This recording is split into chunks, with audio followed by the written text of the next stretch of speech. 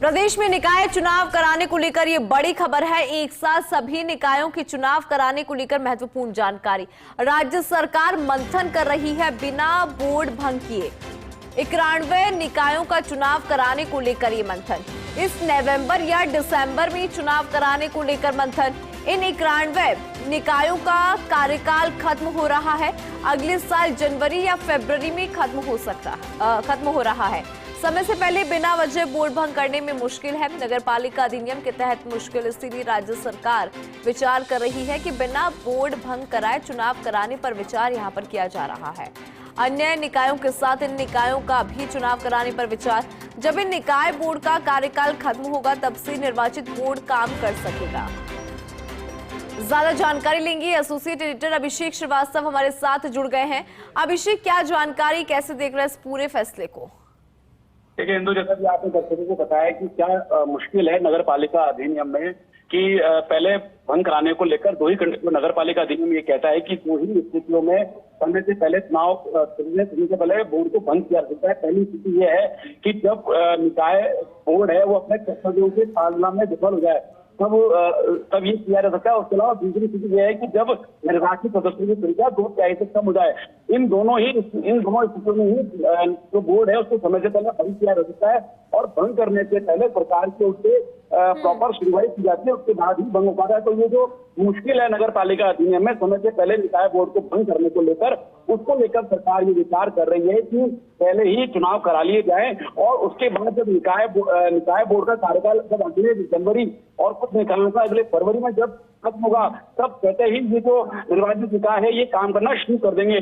और जो सरकार का जो दावा है, सरकार का जो कार्यक्रम है उसके अनुसार यह है कि जो वार्ड की जो पुनर्गठन परिसीमन में काम चल रहा है, सरकार को ये उम्मीद है कि जुलाई में ये पूरा हो जाएगा और अगस्त के शुरुआत में ही निर्वाचन आयोग की ओर से चुनाव कराने के बारे में बता दिया जाएगा और सूचना जारी की जाएगी। मतदाता सूची तैयार करने का भी काम शुरू हो जाएगा।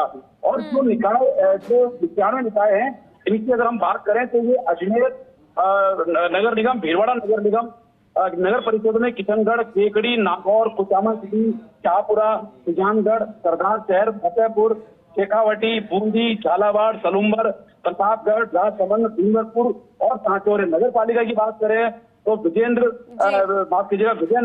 सरवाड़, कोडा रायसिंह, मालपुरा, निवाई, देवली, उनियारा, लाडनू, तपस्सर, नावा, मेरता सिटी, कुचेरा, मुंडवा, बेगाना, जहाजपुर, मांडलगढ़, गंगापुर, आसिंद, गुलाबपुरा, नोखा, देवचौक, श्री डूंगरगढ़, रतनगढ़, छापर, सीधासर, रतन नगर, तारानगर, राजलदेसर, संगरिया, नौहर, पादरा, रावतसर, पीलीबंगा, लक्ष्मणगढ़, रामगढ़, शेखावटी, श्री माधोपुर, खंडेला, रूंडस, डोसल, नवलगढ़, चिड़ावा, पतगढ़, केकड़ी, मुकुंदगढ़, सूरजगढ़, उदयपुर वाटी, पोखरण, ओझा सिटी, सादड़ी, पाली, तखतगढ़, रानी खुर्द, फाला स्टेशन, केतरम, लाखेड़ी, केशवरायपाटन, नीनवा, कापरेन, इंद्रगढ़, भवानी मंडी, इटावा, अखलेरा, चंद्रापाटन, फतेहनगर, भिंडर, कुशलगढ़, कपासन, डेंगू, बड़ी सादड़ी, छोटी सादड़ी, देवगढ़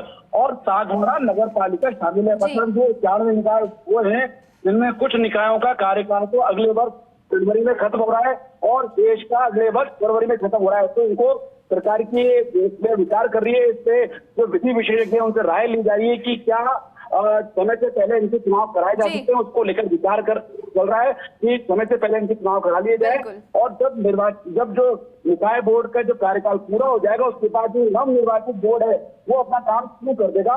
और ऐसा इसलिए किया जा रहा है क्योंकि नगर पालिका अधिनियम में ये बाध्यता है कि बिना वजह निकाय बोर्ड को भंग नहीं किया जा सकता। उसके लिए दो ही स्थितियां बताई गई है और उसमें भी सरकार को सुनवाई करने के बाद ही सरकार इस बारे में फैसला करती है।